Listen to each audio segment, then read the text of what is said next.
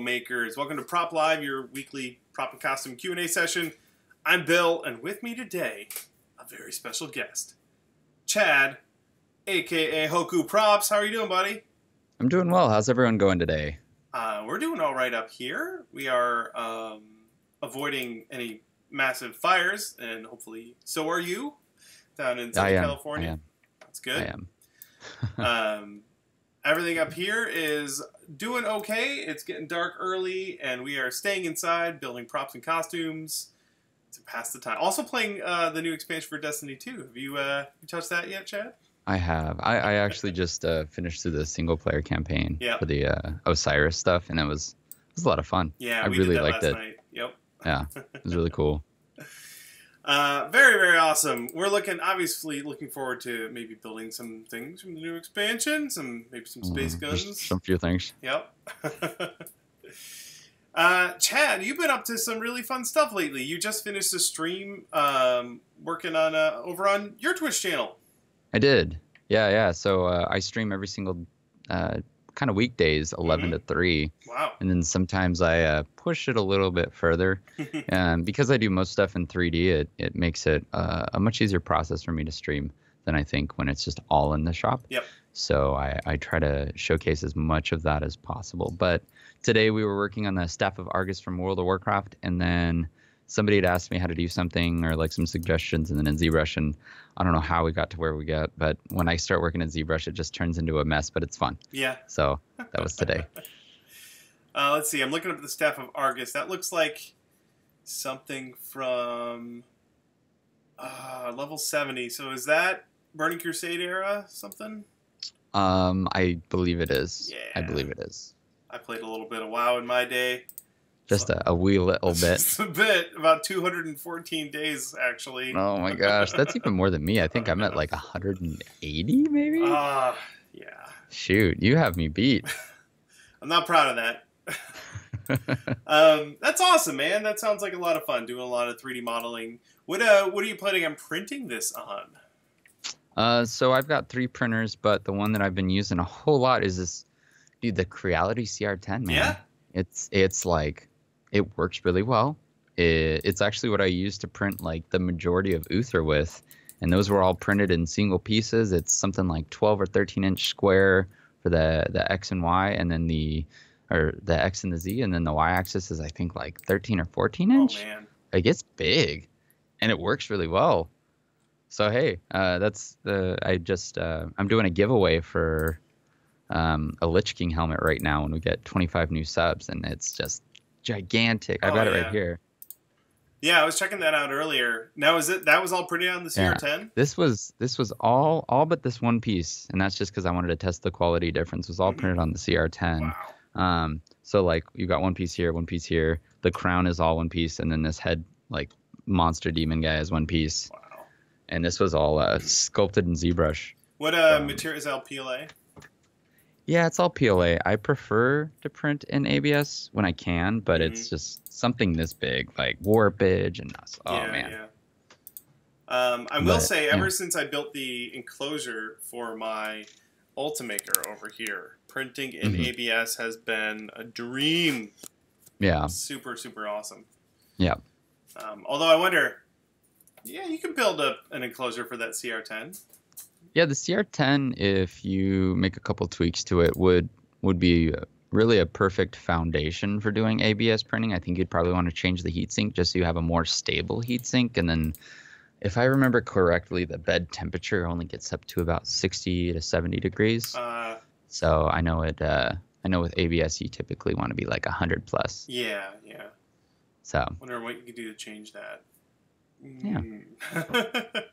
That's fantastic. You're going to be working on that tomorrow on your stream? Probably be working on it more tomorrow. Very cool. It all kind of starts somewhere, and then at one point when I've reached my goal of what needs to be done that day, then we just go make fun stuff that people can buy or raffle or auction or whatever. That's fantastic. Well, everyone listening right now needs to go over to twitch.tv/Hoku Props. Give him a follow over there. And you said that when you hit a certain number of subs, you'll do a giveaway? Yeah. So the way that we do our subs or our sub well, sorry, our giveaways is we'll set a sub counter, and then when we Mhm. reach that, we just do an open giveaway, Awesome. which uses kind of in-stream currency. But we'll open it up for an entire day. That way, people, even if they, they can't show up for 12, well, as long as they show up between the hours of this and this, they'll have an opportunity to enter that raffle. Excellent. That's really cool, man. That sounds like a lot of fun. So, We try. yeah. Let's see. I'm trying to see what else we got going on over here. I always love to go point out what the Prop Tarts are up to. Let's head on over to the Prop Tarts Facebook page. And if you haven't joined in on the fun over there, then what are you waiting for? These guys are doing the best, coolest stuff ever. Nice. Plus, if you're during the week, if you're looking for help on a costume, and obviously you can send in a question to Prop Live, but if you want to get more immediate feedback, ask the Prop Tarts. We got someone here making wings that look crazy and awesome. Got someone making some sort of skull staff that looks crazy and also awesome. People sharing their workshops. We've got Adam, one of Harrison's minions there, made a brain slug from Futurama, which is fantastic. So many cool things people are sharing every day over on the Prop Tart Facebook page. So if you haven't checked it out, head on over there. And thank you everyone so much for keeping our days super fun and entertaining by sharing your awesome projects. Yes. Dan shared his our buddy Danquish just got into Destiny, so now he's making all of his Nerf guns into Destiny guns, which I fully support. No. I heard. So I know you and Britt have a soft spot in your heart for Jade Rabbit, but yeah. I heard it's back. There's a new version, the Jade Jester. The Jade Jester? Which is outrageous looking. Yeah. It's purple and covered in graffiti. That's amazing. I need this in my life. I personally prefer the classic version, but some people... let's see, I'll bring an image up here. Oh my goodness. Yeah, the Jade Sam, Jester. look at this. I think it's meant to kind of be like Joker, maybe a little bit. I don't know. You should see the ugly smile that Sammy has on her face. Come. Good. Look, see, this is Sammy's response. Hi, Sammy. Hi, Sammy. Sammy loves Jade Rabbit. Even better. Awesome. It's pink. It's not pink. It's purple. Go away. I cover, by the way, in Foamsmith 2. Let's see if I can break something on my shelf here. Oh, look, this is the proof copy of Foamsmith 2. Jade Rabbit, yeah. So you could follow the tutorial in this book and then just paint it however you want. You can paint it like the Jade Jester. Very cool. I held that gun, by the way. That is definitely a cool gun that you made. Oh, I have a 3D printed version that's much heavier. Yeah. That one ended up, Matt, the guy that modeled it for Destiny, ended up with it. Oh, really? Yeah, that's I sold awesome. it to him. Yeah, it was really cool. Let's see. Oh, other big news, by the way. Now, those of you who live in Southern California can just go to Reynolds whenever they want. Go to Burbank, load up on all sorts of smooth cast and mold max, and not have to pay for shipping. Those of us in the Pacific Northwest don't have that option. We got to order it by mail like the olden days. Not anymore. We have a Reynolds in Kent, about 7 miles from my house. What? I went there yesterday. It's awesome. They're still putting it together. They're retrofitting a building, and they built a classroom. They're building the showroom part of it. The warehouse is full of materials. So we got a Reynolds in Seattle. Woo! Oh man, that's probably like the best news ever for you. Yes, it is. That's awesome. The best part being, like, when I need that thing today, I can just go get it. Yep. And also, it doesn't cost $20 to send a gallon of resin. So your Reynolds is closer to you than mine is to me. Yeah, I know. I'm jealous. So people in the Northwest, go check it out. If you go to reynoldsam.com/Seattle, you get all the info there. Of course, we'll share a link in the show notes if you want to go check that out. And I can confirm, I've been there, and it's just really cool. And it's going to be, because they're building it all new right now, it's going to be really neat. That's about all I have for news. We can probably dive into some questions. Yeah. Yeah. Let's move on to questions. Nathan has one. Speaking of resin, Nathan says, can you add too much tint to your resin? Very good question. Have you ever added too much tint to resin, Chad? I have in fact added too much tint to my resin, and it just was like super flexible and kind of like almost oily. Yeah. Almost, it sweated a bit, and so it's just, yeah, I've done that. Yes, Nathan, you can add too much tint to your resin. But the good news is it's so thick, it's so potent. You rarely don't need to add very much to it. If you're using like Smoothcast 300, which cures white, and you want it to be a very dark color, you're not going to be able to do that with like just so strong tint or UVO pigments. Go for a color match resin, like 325, something like that. Yeah. And also there's a difference between tints and pigments. I didn't know this until I accidentally put pigments in something that I wanted to look transparent, and it turned opaque. Yeah, isn't it So Strong is a dye for transparent, and then UVO is a pigment, correct, which is opaque. Yes.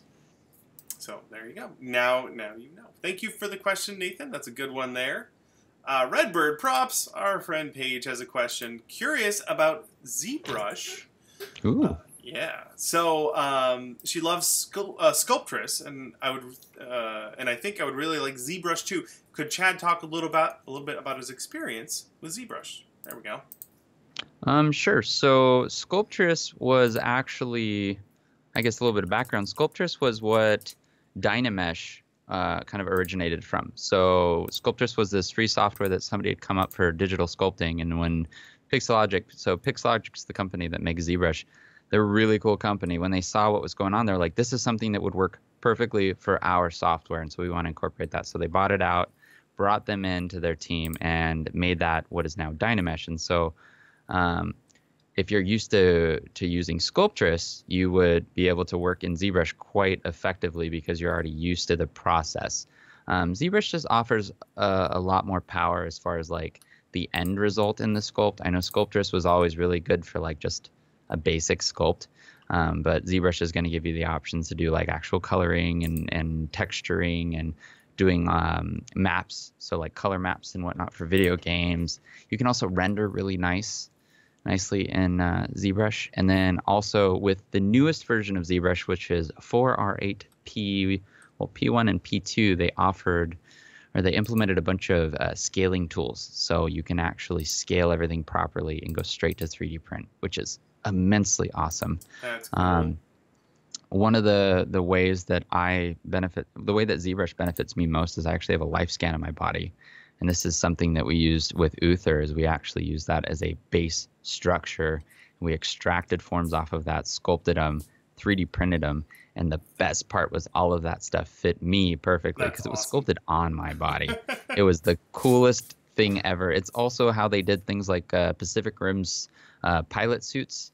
That's what Legacy did, is they had a 3D scan of people's bodies and they scaled the armor to kind of fit around them.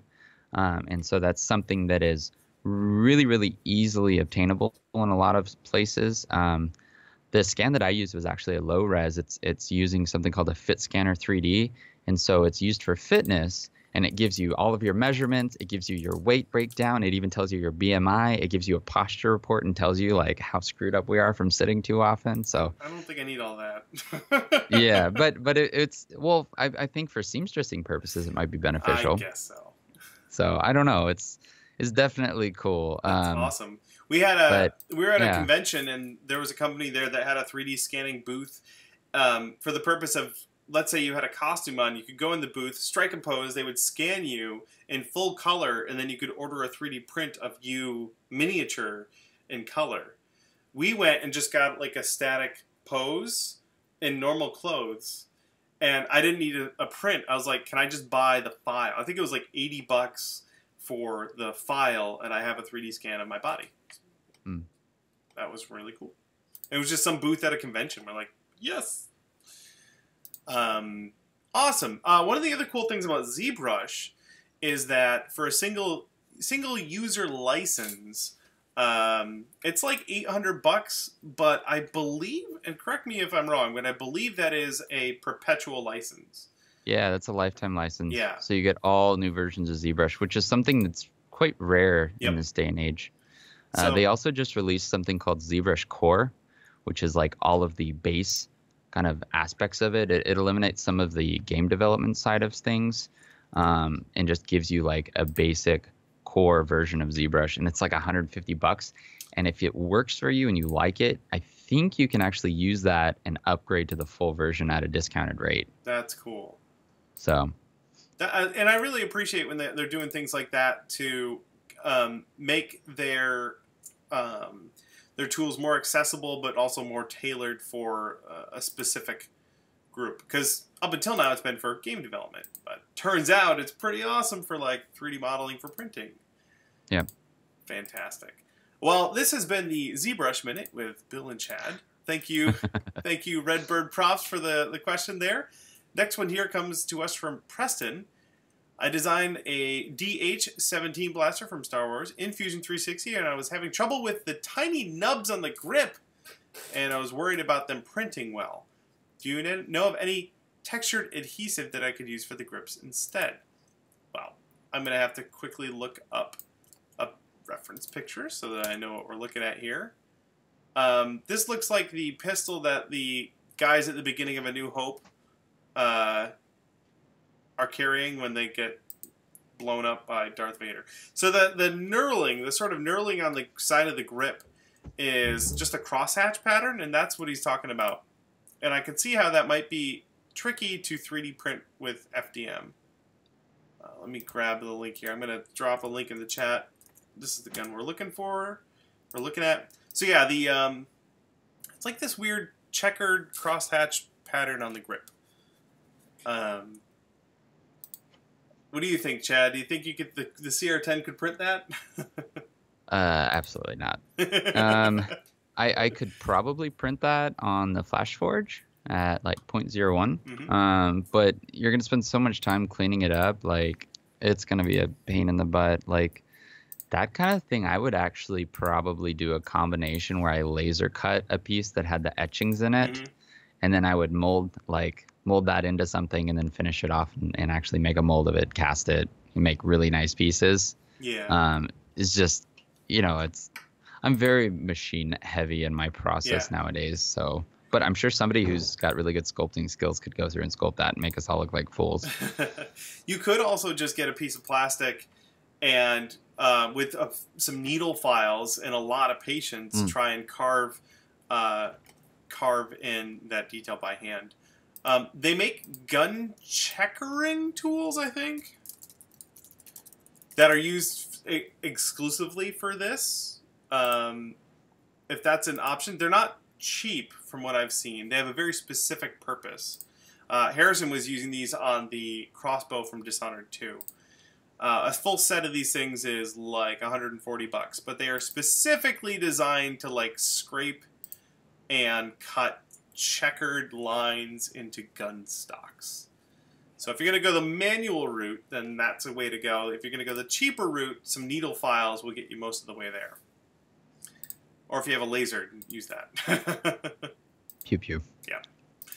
Good luck with the build there, Preston. And please let us know how it turns out. Gonna move on here. Our buddy Hey Patch put in a question. I don't know if he's in the chat. I don't think he's here. Hey Patch, if you're here, shout out in the chat. He says, with Christmas on the horizon and one feeling like one should treat oneself, I'm in the market for a 3D printer. Oh my goodness. He says, Delta or not Delta, how important is a heated print bed? What do you think, Chad? I would always recommend a heated print bed. The amount of money you're going to spend on having the print bed heated, like on a nicer printer or even a slightly nicer printer, is going to save itself with all of the pieces that come off of the print bed just getting knocked off because they just lose adhesion.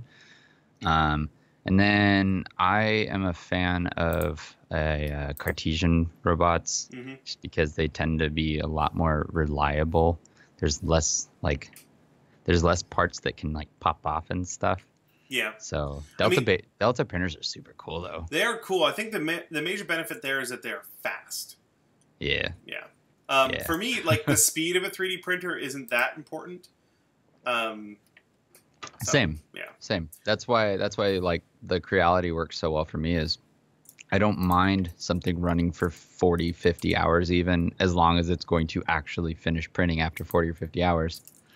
So. Did you see Frank was doing like a 130-hour print? Bleh. I'm just glad they got that big one like working really well. Yeah, Finally. yeah. Looks like the CR10 is $359 on GearBest right now. Yep. So, yep. I mean, it's really, really hard to beat. That's a pretty staggering price right there. Yeah. Yeah. I saw that and I'm like, man, I can buy like 3 of those right now and actually use them and they'll pay for themselves in a week or two. Like, Yeah. it's just like, holy moly, these things are so useful. And the best part is if they break, then you just throw them away. I mean, like obviously if you can fix them, but the price on them is so inexpensive that it's just like they're a really good machine for a really, really low price. Yep. And they're gonna open up a lot of doors for people once they make that small step. So I recommend them. Yeah, Core Geek says he got his for $319. There you go. Keaton, sorry, the text is weird. Can't read that. Says GearBest has the worst customer service. It's true. What you pay for when you get something like an Ultimaker or a Prusa or one of the more name brand 3D printers, what you're paying for is better components and good customer service. But like Chad was saying, the CR10 is cheap enough where if it breaks, you could probably just get another one. You know, I bought mine from Amazon. Yeah. Just to have so with Amazon, like I think they have the CR10 for $450 right now. And the thing about that is like I will gladly spend the extra $100 or whatever it is to have that guarantee return button. That is really cool. So what they do is they will ship you a new one before you even ship theirs back, and they're like, as long as we receive it within like the next month, we're good. It's pretty great. Yeah, it's $487. It's still under $500. Yeah. So that's pretty great. Very cool. So there you go. Hey, Patch, I'm excited to see what you start cranking out once you get your 3D printer. It's going to be awesome. Let's see here. Let's grab the next question from Francisco. Have you ever, or do you glue your EVA foam together before or after sanding and shaping? Well, that really depends on what it is you're making. Sometimes it makes sense to glue pieces together before you like add detail. Sometimes it's easier to do after. That's what I think. Yeah, I think it's kind of a combination of both. Yeah. You pretty much are always going to be beveling something and gluing something and then doing more beveling and then more and then gluing. And forgetting that you were supposed to add something after it's glued together and then it's a pain Whoops. to do. Yeah.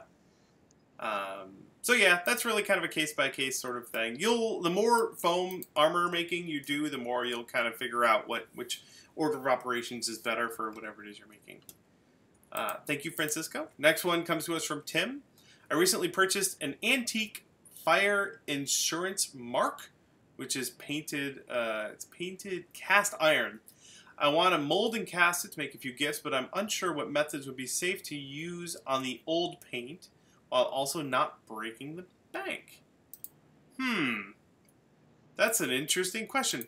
I bet the people at Smooth On would be able to help you out with that.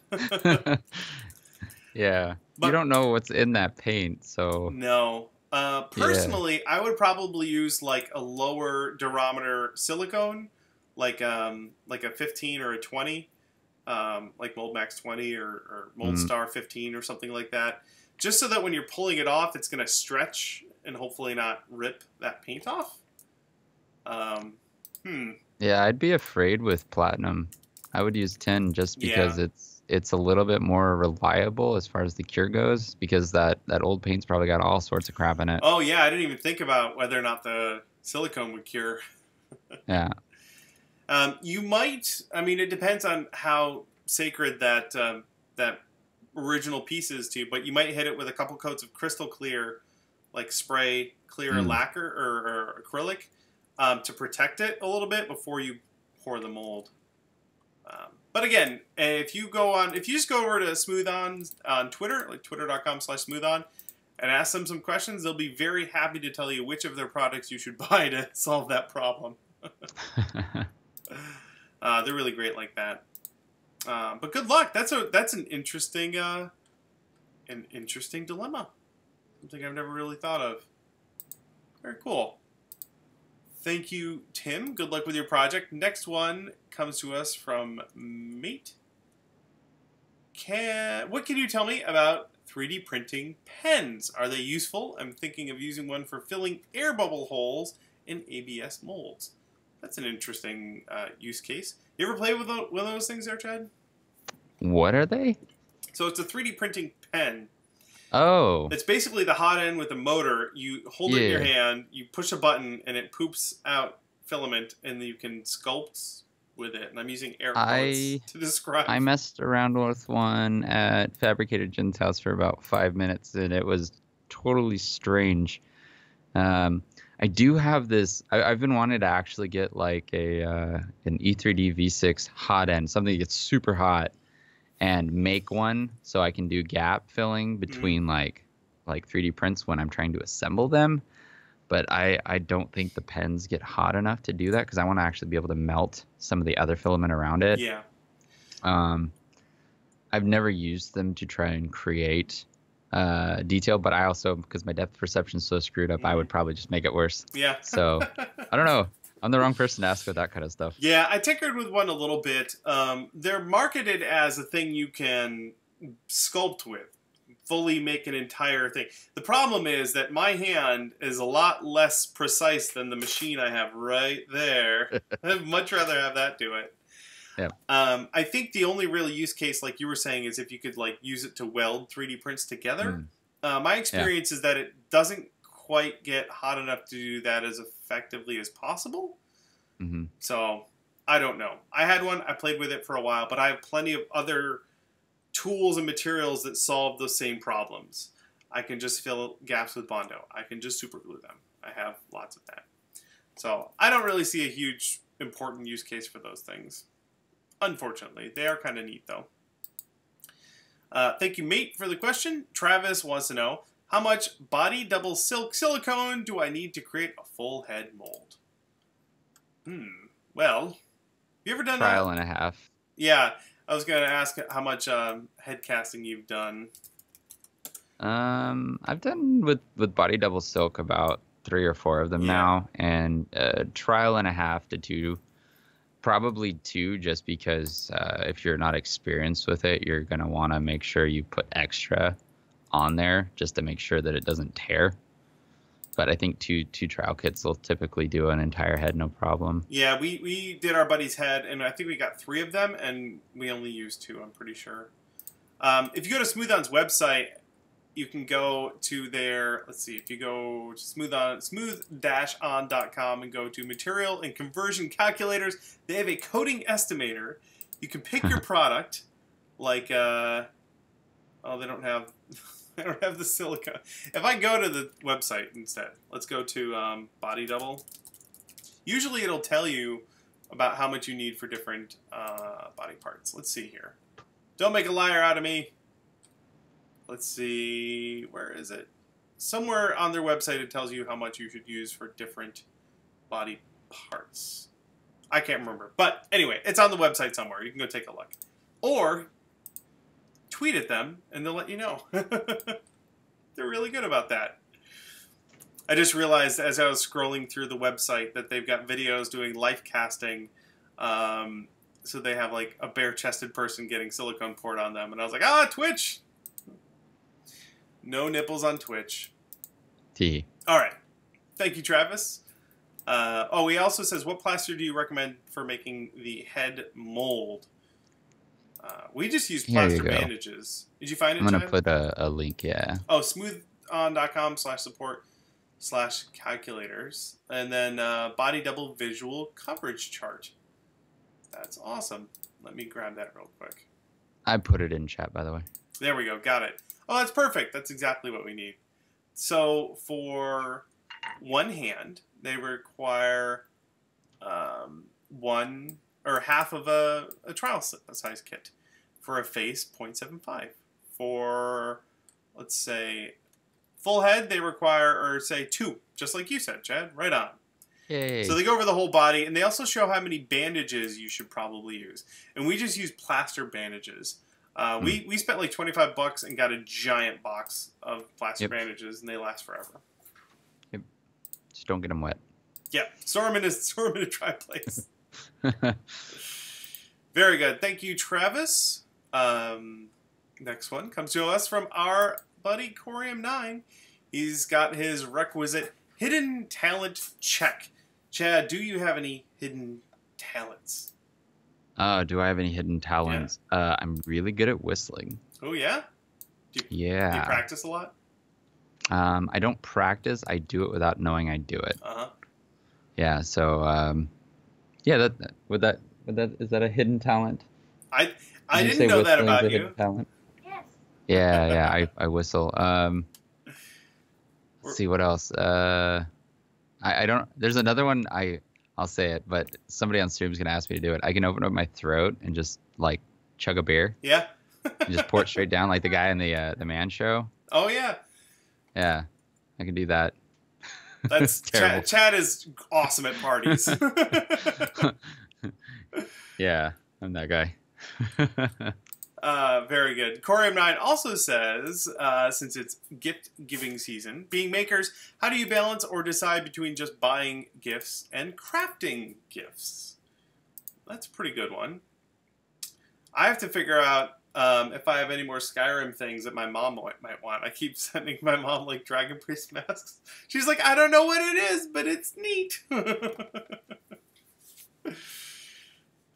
For me, it's whether or not I have enough time to make gifts. That's really what it boils down to. How about you?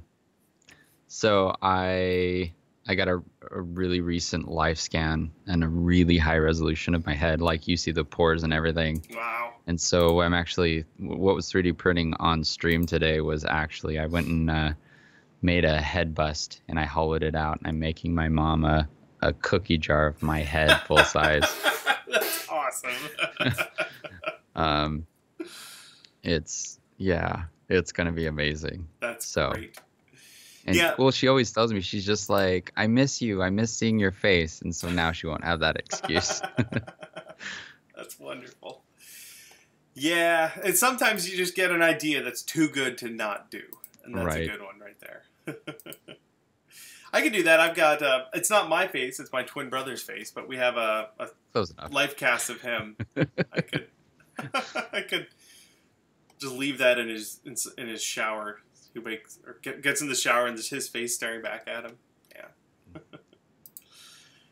Thank you, Corium9. Next one here comes to us from Jonathan.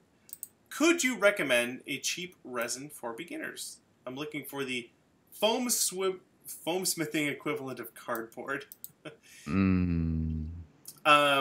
So for resin, like, I'm thinking casting resin? I don't know what he means equivalent of cardboard. But what I usually tell people when they're looking for a lower cost alternative to molding and casting is to start with things that are small. Just work on very tiny projects so that you don't blow a lot of money by goofing up, because you will goof up. Yep. Yeah. Although you know materials, I just default to smooth on stuff just because I know it works. But do you have any other material suppliers that you like? I pretty much use exclusively smooth on products, and that's just because I don't trust a lot of the cheaper resin systems out there. Smooth on does a really good job about testing all of their materials and all of the their formulas to make sure that it's going to not only cure properly or have the best chance of curing, but it's also going to stay in one piece and not fall apart and crumble over time. And that's the one thing is whenever resin's not something to cheap out on. No. It's that simple. If you're making a mold or you're reaching the point where you're going to be using resin, then you're already investing a significant amount of money, even for a small mold. And so kind of skimping out on the resin is like, that's like making something beautiful and then, you know, cheaping out at the very end and it just failing completely because of it. Mm-hmm. So. Well, the good news is if you are to the point where you're making a mold and you're casting stuff to make additional copies, if you're going to sell those things, you can recoup your costs very quickly. You may spend $100 on resin, but if you can cast, you know, 5 space guns out of that, that's about what I could get for, let's say, Mass Effect pistols when I was doing those. $100 worth of resin would get me 5 space guns, and I could sell each one of those blank for $100 or $150. That's a pretty good margin right there. So, there you go. Start small, learn and goof up without pouring a ton of resin on the ground, and then work your way up and start recouping your costs as soon as you can. There you go. Next one is from someone named Anonymous. How do you find the time to not only make amazing props and armor, but have the time to sew your costumes as well? I don't really sew. Just throwing that out there. I always find I run out of time with my cosplays and have to rush on either sewing or armor. So what do you do then, usually, if you're making armor, to not have to sew? So I know plenty of people that sew. So what I used to do is trade work for work. I would make them armor. They would do sewing for me. There you and go. Then we would just make sure they're not overlapping with what convention we're doing it. And then my girlfriend, Sammy, also sews. She's a sewer and quite a fantastic one. So as long as we kind of keep things organized and are ahead of the game, I will make her armor and she will do the sewing components. And it balances itself out quite well. I mean, the only thing I can say is a lot of people I've noticed, I've had this conversation a few times where people are like, I'm always, you know, on the gun with this costume and this and that. And the thing I've noticed is a lot of cosplayers are trying to bring like 2 or 3 different costumes to a new convention. And what you got to do is you got to look at the time and be like, okay, is it better to have like one or 2 costumes finished and get rid of that third option, or have no costumes finished? And so that's all just economy of time. And that's something that all of us as prop makers have had to learn over time, is just economy on our time use and making sure that we don't just fall flat by running out. Yep. I tend to go and get the undersuit part of armor that I make, let's say Destiny armor. I will pick clothing, pre-made clothing that is close enough. That's usually my standard. So for Lord Shaxx, his pants are like tactical pants. So I went to Amazon, I looked up tactical pants. And I was like, man, these pants are cool. I should wear pants like this all the time. They're just really cool. If you look up like paintball armor, paintball clothing and shirts, if you look up tactical pants and shirts, there's a lot of really cool stuff out there that all look sci-fi, because that's what things look like now. Tactical shirt. I'm just on Amazon looking it up right now. There we go. There's one with like cargo pants pockets on the sleeves, which I predict we will all be wearing in the future. It's a voodoo tactical combat shirt. There's just a ton of cool stuff. This one's got like camo on the sleeves. This one's got camo and pockets on the sleeves. What? There's a ton of cool stuff out there. So usually I'll just buy pre-made undershirts and undersuits. And if they don't quite look right, I'll paint them to look textured, like the texture that I want. I'll make a stencil and I'll airbrush them. Or just modify them a little bit. So, or in the case of my Draugr costume, I will just hot glue all of the cloth together. None of it's sewn. It's all hot glued together. No. I am shamed. Don't tell Yaya I did that. There you go, Anonymous. Good luck with the next build there. And I hope you find someone who can help you sew. Next one is from Weird Guy 500. Uh-oh. Have you printed anything else with the Anet A8 after the one helmet? And have you encountered any problems you haven't mentioned in the videos? I got rid of that thing. I gave it to a friend as soon as the helmet was done. I just couldn't stand using it anymore. It was a massive pain. I was, the entire time, you understand that The week after I purchased the Anet, the CR10 came out, and the whole time I was just beating myself up building this helmet right here. I was like, I should have got a CR10. It looks so much better. You know, it's funny. Weird guy's been coming over and helping me out. Yeah. And he has an Anet, and he actually gets really good results with it. Yep, that's what I've heard. I've got it done apparently. like I remember watching your build and then like hearing about it and just hearing horror stories from a couple of people, and then he just shows up and he's got these things, and I'm just like, you printed that with what? Oh man, you're a wizard. Yeah, I gave mine to a buddy who he didn't have any 3D printers, so he's been building very functional stuff. So he does a lot of tinkering with computers. He's been building he built a little thing to hold a Raspberry Pi. So it didn't matter that it wasn't pretty. It worked. Like you could attach a thing to it and it worked just fine. Yeah. Yeah. So it's got a new home. It's getting a lot of use. But as soon as I was done with this helmet, I got rid of it. No. Thanks for the question, weird guy. Let's see here.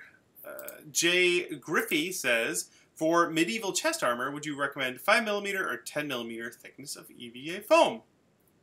That's a good question. What do you think, Chad?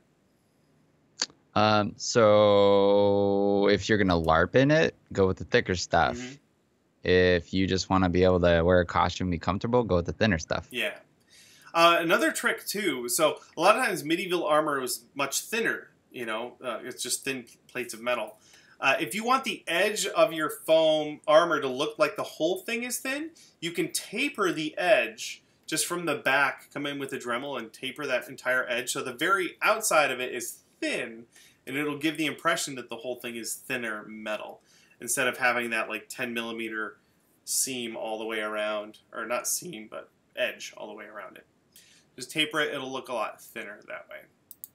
Yes, but comfort and safety is paramount. I tend to go with the 10mm stuff for most things because that's the thickness of floor mats. But now that I have a King's Ransom worth of TNT cosplay foam in my shop, I might go with the 6mm stuff next time I make a costume. Yeah. Thanks, Jay Griffey. Good luck on your next foam build. We got one more here. We'll see if we can grab a couple more questions, but we got one more in the notes here from Free Fall Costumes. Do you feel like 3D printing is the future of cosplay or just another tool in the workshop? Chad, what do you think? I think it's just another tool in the workshop. I mean, I think that you can make an entire costume out of 3D printing, but not everybody is going to ever be doing 3D modeling and printing. So it's just another option.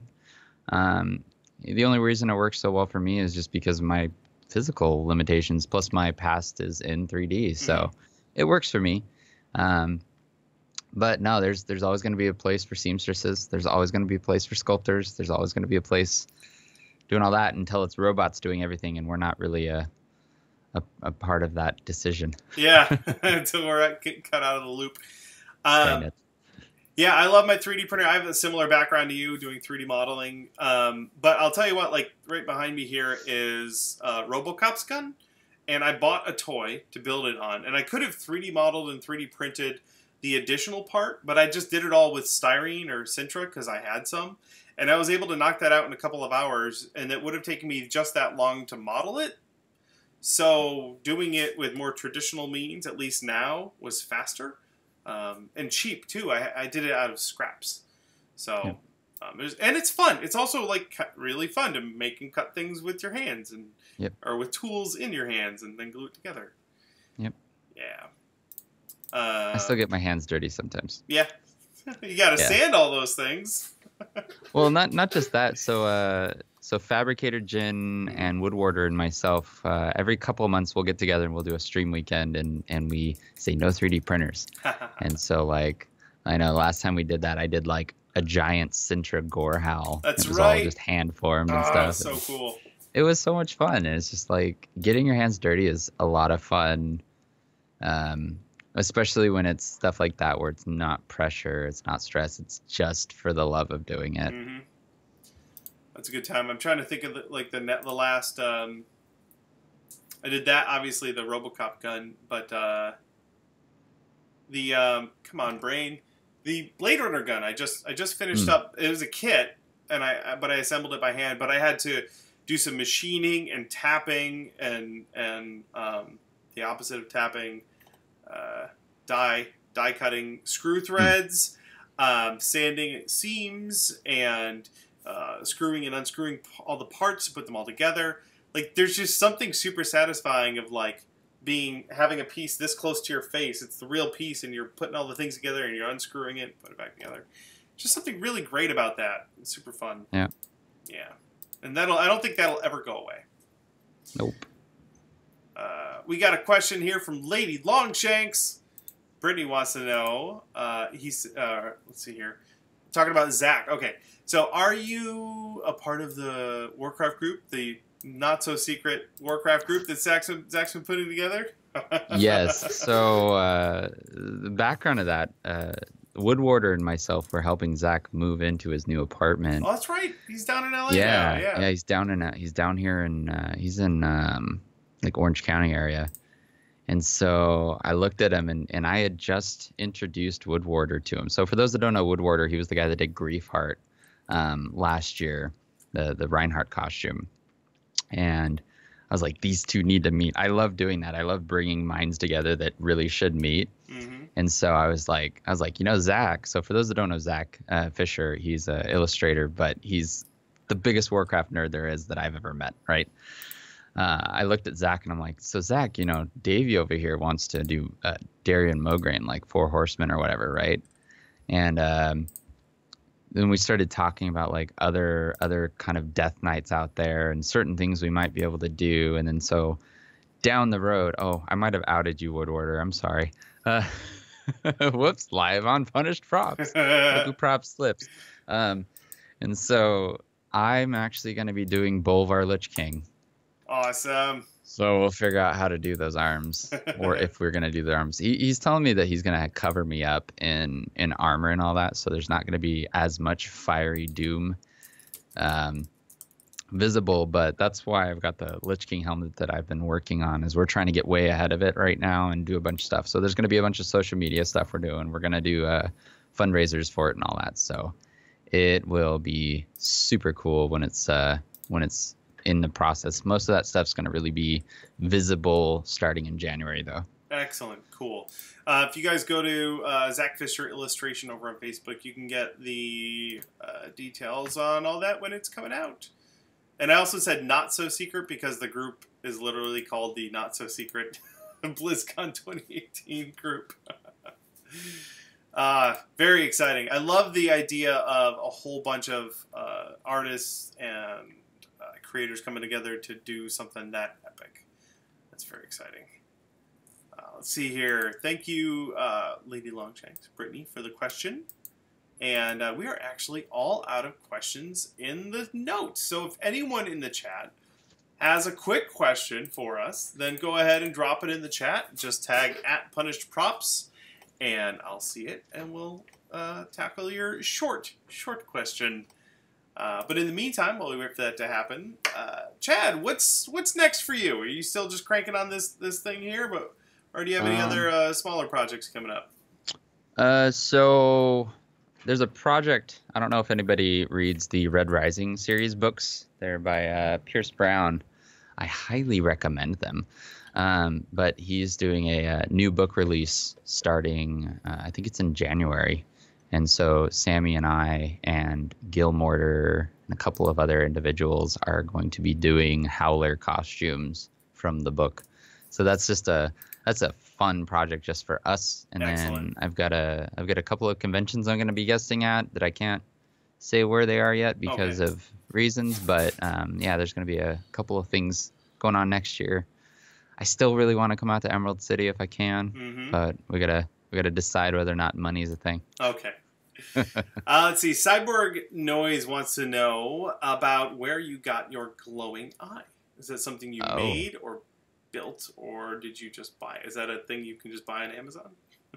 So I was sitting. The guys that make prosthetic eyes, they're called ocularists. And I was sitting there, and they were making me a prosthetic eye, and I was just like, you know what? I wonder if they use this material, and this material. So I just asked him. Yeah. He's like, yeah. Oh yeah, we use that too. And I was like, so this is how you do it? And he's like, yeah, that's the entire process. I was like, cool. Okay, I'm gonna go make my own now. And he was like, and I'm just like, well, whatever. So yeah, no, I made my own. That's great. It's a very similar process to making prosthetic dentures or like fangs and stuff. So it's safe to be in there. It's polished very much. I don't recommend anyone else trying it, but that's just because I will never recommend anyone else trying it. No. Yeah. Let's grab some more here. Evil Ted wants to know when I'll be back in LA. Ted, I'm not sure. I don't have any plans right now. Although last year I went to LA like 6 times. So. Alex wants to know if I have any more radio-controlled content coming out soon. Probably not. I don't know. The Probius thing just kind of happened. And now I have a truck to play with. But there's not a lot. I mean, I just drive it around in the street in front of my house. There's not a lot of content there. No one wants to watch me giggle and drive a toy truck. Let's see. Cos Armor, who I saw at Reynolds yesterday, is curious if I will be instructing some of the classes at Reynolds. I would like to. I have their information. We're going to talk about that. I know that's a thing that they do if they have the space for instruction. I always see them posting about mold making classes in their Smooth On does at their headquarters in Pennsylvania. That'd be super fun.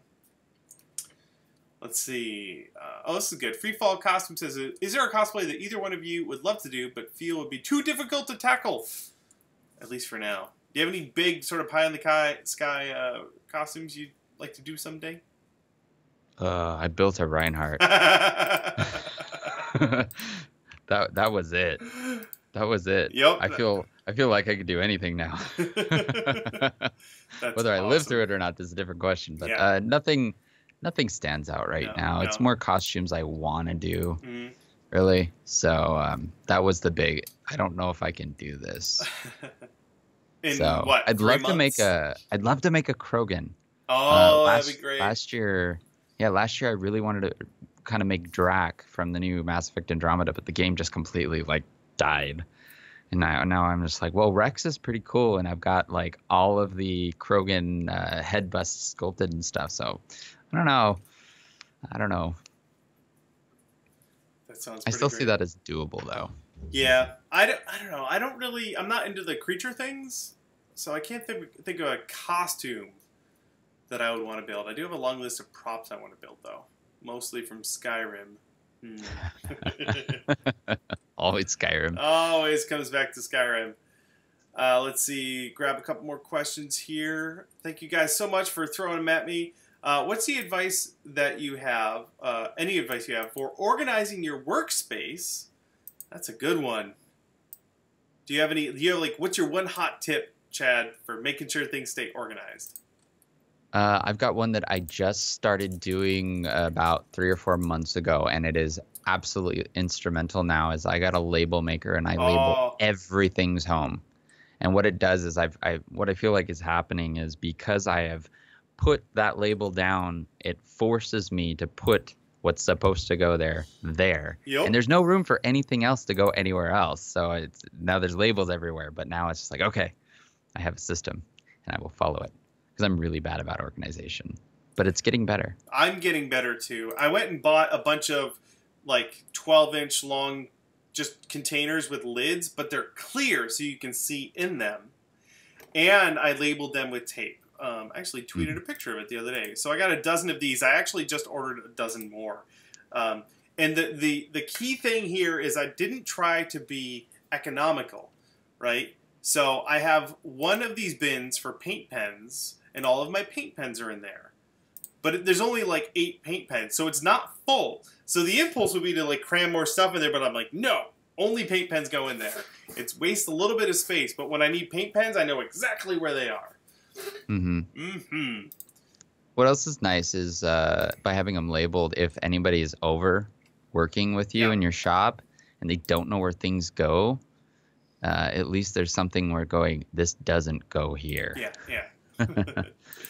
I have my I have several of these are paints by brand. So I have 2 of them actually for Angela's Paints. I have one for All Clad. I have one for Liquitex Heavy Body. I have one for Tamiya. And then I do have one that's just like a generic acrylic paints bin. But the odds are that a generic acrylics paint bin will probably never get used because I'm like, oh, I'll use the Liquitex Heavy Body. That's exactly what I need. It's labeled right there. Yeah. I have a question, Bill. Yeah. Have you seen the new Auto Air Colors Quicksilver Chrome? Is that the one that Harrison was testing? The one that they were showing brushing and stuff? No? There's another one? Auto Air Colors released a water-based system just like All Clad. That's what Uther was all painted with, and it works super well. Wait, Auto Air Colors, what's it called? It's called Quicksilver Chrome. It's glorious. Goodness. Am I going to have to buy this right now? Yes. Oh, jeez. It's water-based? What? It's water-based. Oh, my goodness. Yep. It's great. Quicksilver Chrome. That's so cool. We'll drop a link in the show notes. You guys can go check that out.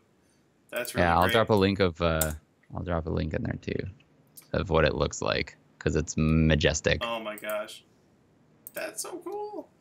Let's see. Were there any more questions? Oh. Spicy Ty says, you guys planning anything for the new Star Wars? Oh. Well, I haven't seen it yet. It's not out yet. Though I'll be honest, there hasn't been anything from the new Star Wars that really grabbed me. I did Ray's Blaster. I like that one a lot. But there hasn't been much yet where I'm like, oh my goodness, I need to make that. Chad, do you have anything from the new Star Wars movies that has been tickling your fancy? I avoid all new information until I watch the movie. Okay. Yeah. All right. I'm a big Star Wars fan, so that's a thing for me. I hear that there's going to be Jedi. At least one. One more. Yeah. I mean, I thought the last one was already come and gone, but... Awesome. Well, thank you guys so much for coming out with your fantastic questions. Cosmic Flux says, Porg cosplay. Now that you said it, you have to do it. So let us know when you finish your Porg cosplay. Hey, Chad, thank you so much for coming and hanging out with us for the last hour. It's been fantastic. Thank you for having me. Awesome getting caught up. I always enjoy being on your QA. Thanks for giving me something else I need to buy. I'm going to need to get an a bin just for Auto Air Colors paints. I posted a link. Did you see it? The Instagram link? There it is. I will show it up on the screen here. We will end it. Like even when I saw it, I was like, whoa, this stuff works well. Oh, that's nice. Very, very cool. Well, thank you so much for sharing. Thank you, Prop Tarts, for hanging out in the chat. You guys are great. Of course, always bringing the wonderful questions, hanging out with us here on Prop Live. I guess that's all we have for today. Go over to twitch.tv/Hoku Props and follow him right now. By the way, you're watching live. Head on over there and follow him right now. Because Chad's got some awesome stuff he'll be working on. You don't want to miss it. Thanks, guys. Yeah, thanks so much. I guess that's it. We'll end it there. And we will thank you guys again one more time for hanging out with us. And we'll see you all in the next exciting edition of Prop Live Q&A. Keep being awesome. Bye, everyone.